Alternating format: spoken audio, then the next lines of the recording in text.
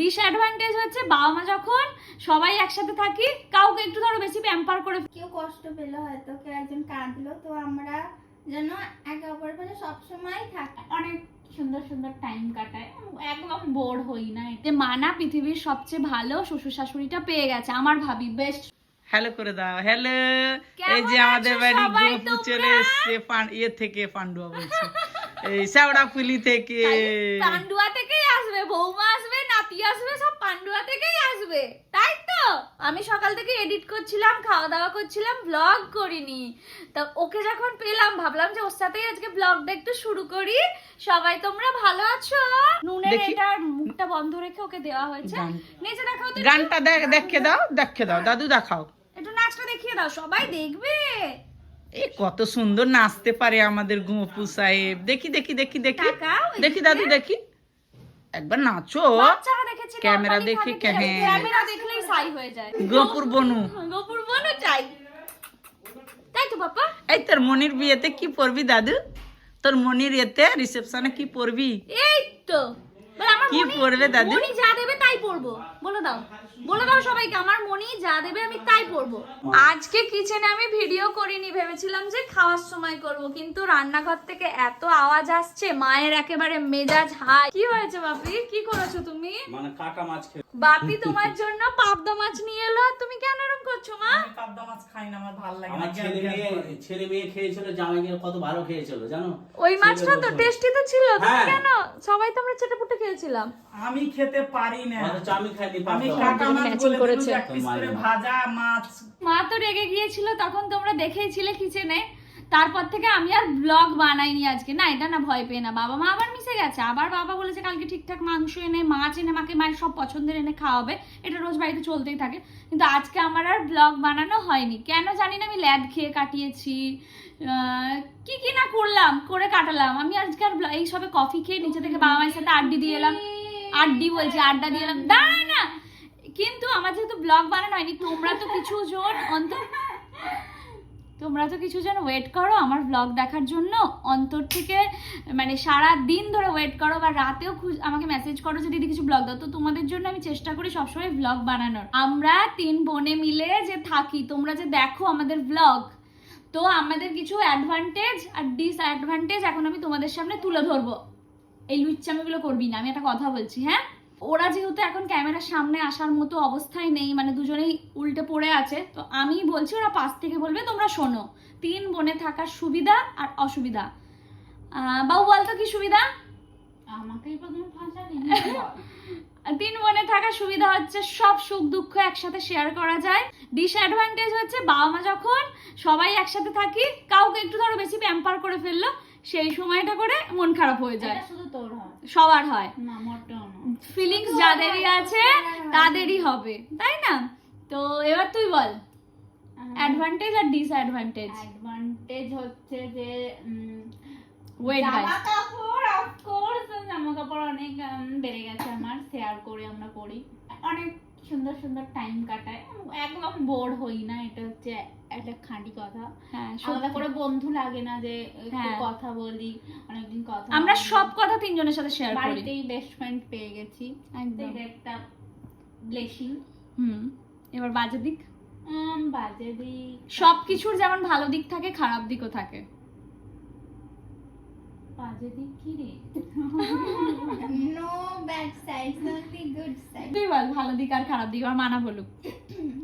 খারাপ দিক না, ভালো দিক কি তো সব রে, ওই যে যখন আমাদের কেউ কষ্ট পেলো, হয়তো কেউ একজন কাঁদলো, তো আমরা যেন একে অপরের পাশে সবসময় থাকি, অল টাইম। আমি কষ্ট পেলেও এসে ওদেরকেই আগে বলবো, জানিস এটা হয়েছে, কাঁদবো, আর আমাকে মানাবে, হাসাবে। হ্যাঁ। ও কষ্ট পেলেও আমরাই থাকবো, কোন কষ্ট পেলেও আমরাই থাকি। সত্যি আমরা এটা বল যে আমাদের মধ্যে যারই যাই সমস্যা হোক, সবচেয়ে বেশি আমরা 3 জনের সাথে আঁকড়ে থাকি। মানে হ্যাঁ এটাও ঠিক যে যদি মানার ভুল থাকে বা আমার ভুল থাকে বা বোনের ভুল থাকে, আমরা কিন্তু সেটা সামনেই বলি আর সাথেই বলি। আগে এতটা জোর ছিল না, কিন্তু এখন আরো বেশি আমরা বলি যে না এটা তোর ভুল বা ওটা ওর ভুল বা এটা, তাই না?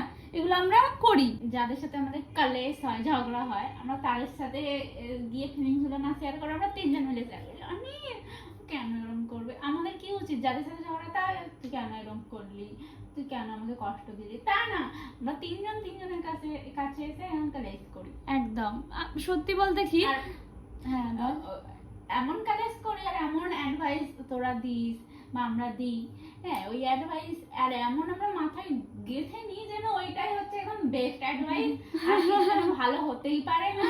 হ্যাঁ এই বন্ডিংটা তৈরি হয়ে গেছে। দেখো আজকে মানাকে আমরা সেই জায়গাটা দিয়েছি আর ও সেই জায়গাটা করে নিয়েছে বলে আজকে আমরা হ্যাপি, আল্লাহর রহমতে হ্যাপি। একজন আমি দেখলাম সেদিনও ইনস্টাগ্রামে 3 দিন আগে কমেন্ট করেছে একজন যে তোমার ভাবি তো তোমাকে পাত্তাই দেয় না। হ্যাঁ এই কমেন্টটা আমি জানি না কি দেখে করে, কেন করে, হয়তো ব্লগেও একটু চুপচাপ থাকে বা কিছু, সেই জন্যে। ও দেখো ও একটা কাজের মধ্যে থাকে, ওরও ভিডিও বানানোর থাকে, ও অনেক মানে সেটার প্রতি কনসেন্ট্রেট করে কাজটা করে খুব ভালোবেসে, তো সবসময় সবার পক্ষে হেসে গল্প করে সম্ভব না। আর আমরা ক্যামেরার সামনে যদি এইটুকু দেখায়, আমরা রিয়েল লাইফে এতটা। ওই এবার বল, দেখো আর ওখানে মারপিট হচ্ছে, আমি কি বললাম বল। হ্যাঁ তো যে যা ভাবে ভাবুক, আমার কোনো যায় আসে না। তোর যায় আসে না, কিন্তু আমি ওই কথাটা শুনলে কোথাও যেন আমার ফার্স্ট মনে হতো যখন নতুন এসেছিলাম রাখতে, আমাকেই কেন সবাই হেট করে, আমাকেই কেন হেট করে। কিন্তু আস্তে আস্তে বুঝতে পারলাম কি যদি আমাকে তোরা ভালো না বাসতিস, তখন ওরা তো ওদেরকে বলতো যে হ্যাঁ বউকে ভালোবাসে না, তাকে এমন করছে। আজকে আমাকে ভালোবাসা হয় বলে সবার ওটাও কেউ হজম করতে পারে। হ্যাঁ অনেকের হিংসা, বেশি মাথায় তুলে রাখা, হ্যাঁ। এই সে, হ্যাঁ অনেকেই বলে, সেটাই দিবি, সেটাই ওদের হজম কিন্তু হবে। দেখ এই কথা ভালোবাসার মানুষ আছে যারা ভালোবাসে, একদম বেশিরভাগটাই ভালোবাসে। হ্যাঁ যারা নিজেদের লাইফে ধর হ্যাপি না বা ফ্রাস্ট্রেশন আছে, তারাই সব বলে। আমার আমার আমার প্রতি অবসেস বলে ওটা ওদের রাগ, যে কেন বেশি বউ করে। আজ যদি আমার প্রতি অবসেস না হয়ে যদি তোদেরকে বেশি প্যাম্পার করে, তখনও ওদের ওটা লাগতো বা বউকে পাত্তাই দেয় না, মাম্মাস বয়। হ্যাঁ এটা কিন্তু সত্যিই হয়, মাঝখানে ব্যালেন্স করে থাকাই বেটার, কেউ বেশি না কেউ কম না, আর যাই করবি তাই খারাপ। হ্যাঁ তো আমি সত্যি বুঝতে পারি না যে ও আমাকে পাত্তা না মানে দেবেন, এই মেন্টালিটিটা তোমাদের কেন আসে, কি একটু চুপচাপ থাকে বলে। আসলে আমাদের যখন কষ্ট হয় তোমরা বুঝতে পারবে না, বা আনন্দ হয় আমরা একে অপরের সাথে কিভাবে আঁকড়ে থাকি। ইস এগুলো আমার ব্লগে যদি ওঠে রে, ও ক্যামেরা ঘোরানো আছে, কি যাতা কাজকর্ম করছে গাইস, যদি তোমাদের দেখাতে পারতাম। ওই ওই ওই ইস, অশ্লীল লোকজন একেবারে সব। এই বাইরে গিয়ে অশ্লীলতা করি না আমরা, ঘরে না আমি এমন করলাম, তুই কিন্তু কিছু বলিস, ও কিন্তু লাস্ট ব্লগে আমি তোমাদেরকে বলেছিলাম যে মানা পৃথিবীর সবচেয়ে ভালো শ্বশুর শাশুড়িটা পেয়ে গেছে, আমার ভাবি বেস্ট শ্বশুর শাশুড়িটা পেয়ে গেছে, তাই তো?